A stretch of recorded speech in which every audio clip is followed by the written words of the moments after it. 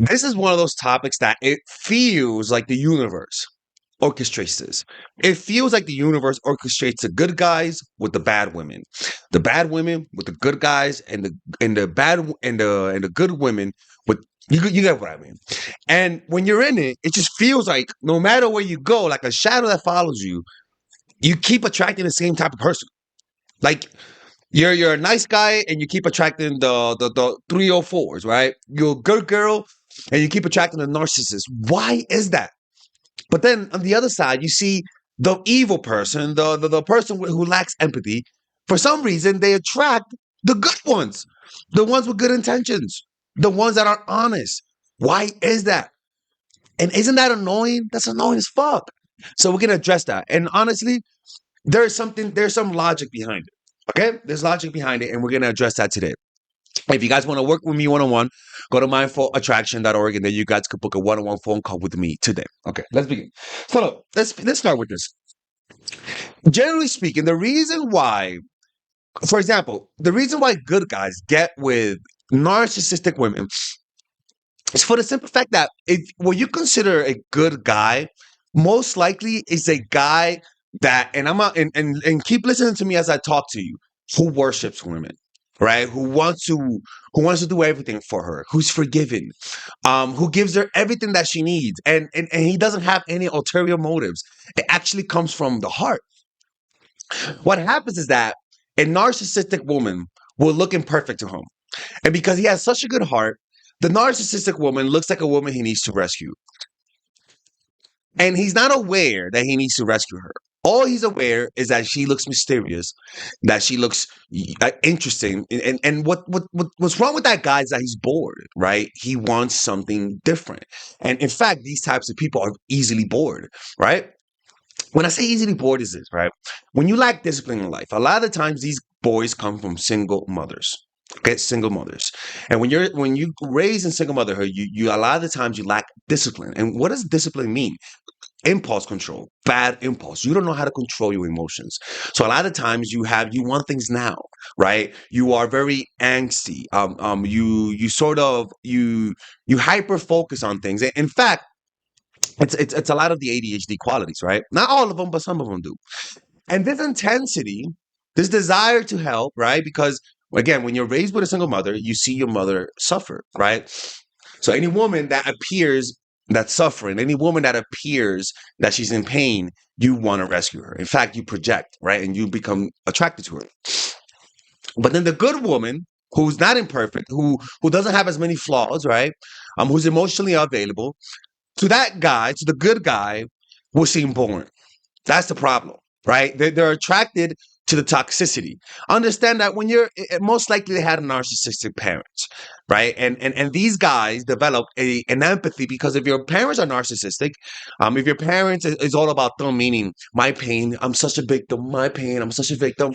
The child, in order to get the attention of the parent, developed great empathy skills, and when they meet a narcissist, they are able to empathize with the narcissist at 100%, right? Because they're really good at reading people, and the narcissists have so many flaws that you're able to entertain yourself in trying to fix them.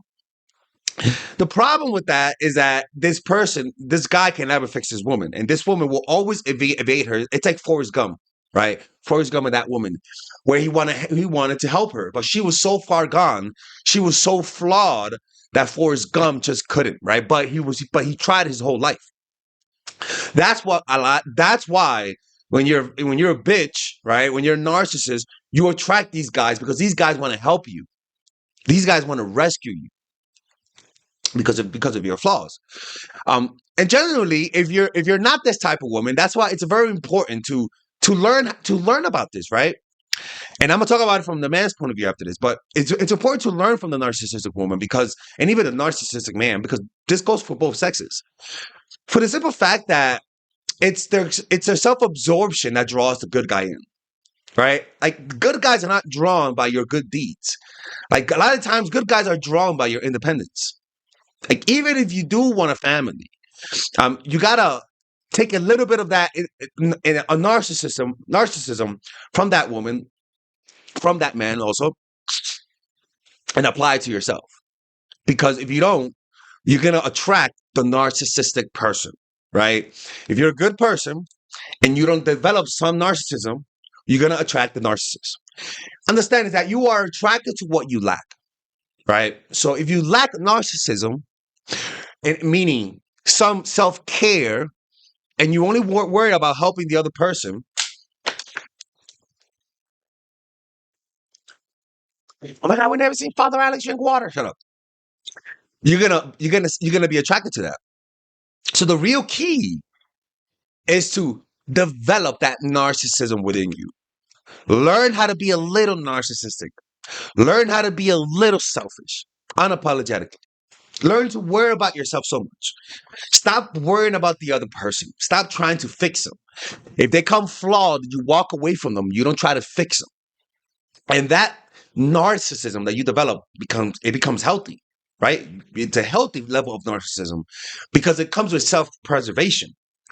And once you develop that, then you can see through the manipulation. Then you can see through their own narcissism, and you stop being attracted to them. Like you literally stop being attracted. Like it shuts off inside of you, and you become drawn now to a more normal type of person, right? And why is it that the narcissist attracts a good person? Well, because like I said, they come across flawed. They come across as though they need somebody to rescue them. And so when you give people that impression, and honestly, it's not about manipulation. Like human beings are naturally flawed. We all have traits that we need help in. So the key here is not to fake your competence, it's to be honest. Acknowledge that you need help sometimes. Stop trying to do everything yourself, right? I'm sure depend on the other person every now and then, right? That's gonna cause you to attract the right type of person in your life, right? So remember, why do narcissists attract good people? When good people, I mean the empathic who want a loyal person, right? The reason why is because to the empath, a lot of times they just like to fix things. They're bored people. They're bored. A lot of times they're very creative, right? Empaths are creative people, right? You got to have empathy. You got to be able to think inside other objects, right? If you're an artist, you got to be able to think inside your painting. You got to be able to not just think about it from your perspective, but think about it from other people's point of view. That's what an artist is. And so empaths are artists. But the problem with those artists is that attract narcissists. Look at Frida Kahlo, right? She was an artist, an empath, and she wanted to fix Diego. And one of the things about empath is the fixing quality. And she couldn't fix him, right? And he was what? He was a narcissist, right? You can say that Frida was also a narcissist, but Frida was a woman who wanted to give him everything he wanted, right? She was like, I'll do everything. I'll even get girls for you, right? And you might think, wow, that's enough. It's like, no, that's not enough, right? She's trying to fix him, right? And he attracts the weak type of person, right? His narcissism is so much that the only person that's going to be attracted to that are people who lack self-love. People who have self-love, when they see that narcissism, they're like, oh my God, this guy's crazy. When you lack self-love, that narcissism doesn't look that's crazy. That narcissism looks confidence, right? That narcissism looks like powerful, and you want to be more drawn to that, right? It's almost like how you misinterpret those signals because of your own insecurities, right? So the key is to develop that self-love, develop that narcissism, learn to be more selfish, learn to walk away, be less tolerant of people's bullshit, and make sure that that happens at a identity level change, at a fundamental level, like where it's changing you, where you're not changing your behavior, you're changing how you feel, and that takes time. You got to develop a meditation practice on a consistent basis and develop self-awareness, and just notice yourself why you're attracted to those types of people, or even if you're the narcissist, notice why you attract those types of people. Just observe, right? Observe what qualities they have, observe why they admire you, and observe the difference between what they see in reality. And that self-awareness over time, maybe not now, next week or next month, or even maybe next year, over the years, will eventually prune out those parts in you that attracts them. It's like vinegar, right? Why do I keep attracting gnats? What the fuck? Well, because you got vinegar outside, stupid, right? So once you take out the vinegar, all of a sudden the gnats are still there, but over time they'll fade away because nothing's feeding anymore. You know, like me, I remember I used to attract narcissistic women, but for me, my problem was that I was on Tinder. I was like, what a fuck! I swear to God, I was like, yo, because again, I didn't have any context. I didn't know Tinder was full of like people who don't want anything serious, seriously.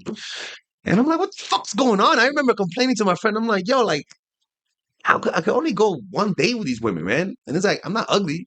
And she's like, well, man, you never know. And I'm like, I'm like, well, what the fuck is going on? Like, we go on good dates. Like, why are these women so fucking slutty? Like, they just don't want anything serious. Well, because it was Tinder, my dude. Like most of these women, a lot of the times they're in a relationship. They go around a lot. You might be the fourth guy this week. You don't even know that. Some of these women are escorts. Some of these women are on the rebound. Some of these women are pathological liars, and then a few are honest. But that's just how it is.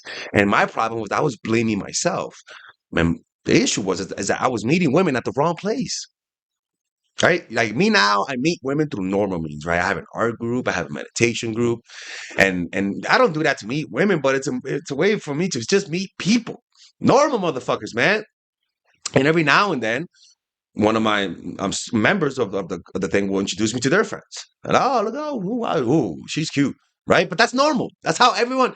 You go to school, you meet someone through your friends. That's normal, right? And from there, I'm getting normal motherfuckers, normal people, right? Not avoidant people, right? And I've seen the difference now, right? I don't date like cold women who look interesting, who look like mysterious. No, I'm dating women that look normal, that are direct, right?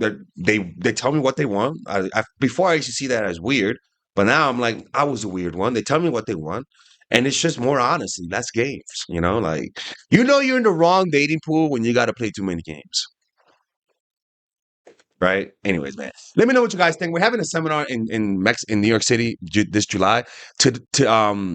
It's gonna be by the end of July. So what I'm gonna do is I'm going to I gotta get my dates ready because I'm here in Mexico, but I have my lease ends in July, and I don't know if I'm gonna stay an extra month or two. So that's why I'm a little iffy about it. So just give me a few days. If you guys want to get more updates, just join the email list. Go to my website. You see an email subscription list. Just join there, and you get a free ebook there too. So just wait, and I'll see you guys there. Take care.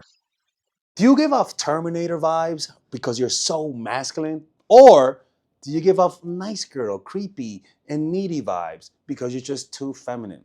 The problem is that both sides suffer greatly in their business life, relationships life, and friendships with family and friends. And if you don't know how to fix that, you will repeat the same pattern your whole life and never escape. Well, guess what? I have a course for you, and it's called The Feminine Woman.